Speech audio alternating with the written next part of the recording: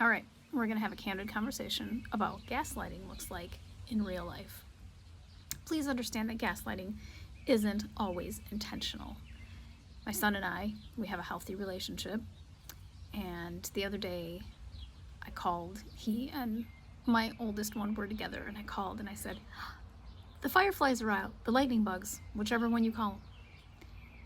And I was super excited because that's the sign that like summer is actually here and has arrived. And he said, we had this conversation 2 months ago. We had the same exact conversation.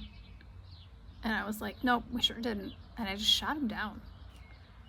And it wasn't because I was intentionally gaslighting him, but because my memory of the situation is different from his memory of the situation.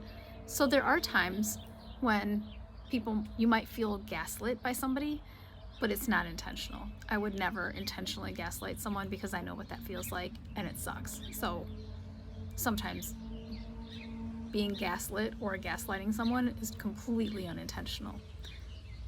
Just know where the energy is coming from, understand the difference, and then that'll help you with that. But gaslighting, what it does do is it creates self-doubt. I have been gaslit for years, various situations, and it definitely creates self-doubt. I actually have a friend of mine who is married to a great guy, and when she is in certain situations, she tells her husband this is what happened so that he can be her memory down the road when the person who's gaslighting her says, no, that's not how it happened at all. This is what really happened. So then she reports back to her husband or asks her husband, who's a super great guy, what did I say 3 months ago about this situation? Could you please refresh my memory?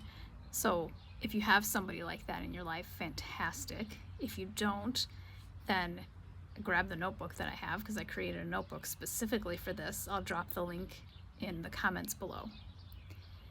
Gaslighting also rewrites reality, because the person doing the gaslighting,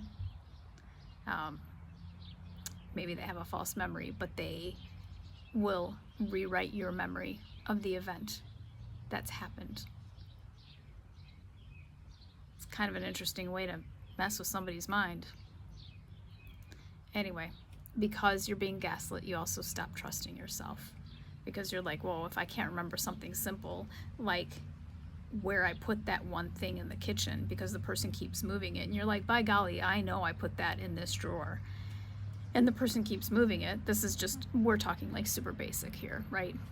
Then you stop trusting yourself, and you're like, maybe I didn't put it there. Maybe everything that I know about myself isn't reality, because if your brain is anything like mine, then you'll spiral down that rabbit hole. Waiting for that dually to stop, drop, and roll. Yeah, down the road. Anyway, so you stop trusting yourself when you are being gaslit, and you stop trusting your memory. And then the clarity comes afterwards. So there was a situation when I was married to the abuser. It's story time, by the way. There was a situation when I was married to the abuser where he told not just me, but all of his buddies when we were living together that he protected the U.S. Embassy in Peru. And he was telling us these big elaborate stories about getting shot at and blood on his uniform. And I didn't even think twice about it, because I was like, he's a Marine. He's defending our country. Of course it happened that way, because you hear that the Marines do things differently. They sure do. This is not a slam on Marines. There are some good Marines out there, just for the record.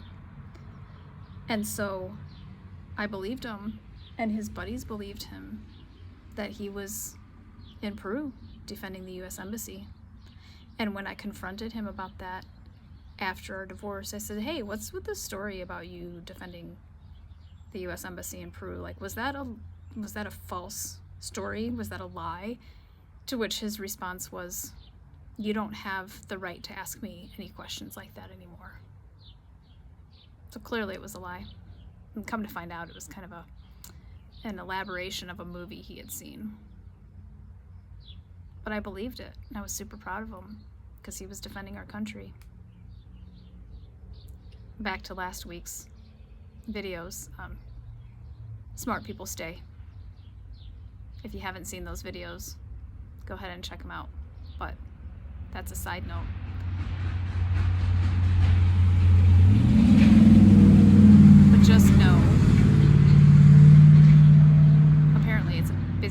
busy time on our road, but just know that there are gaslighting situations that are unintentional. Gaslighting does cause self-doubt. It rewrites reality. It stops people from trusting themselves. But eventually, you'll get clarity afterwards. Go ahead and share this with a friend or a family member who needs to hear it.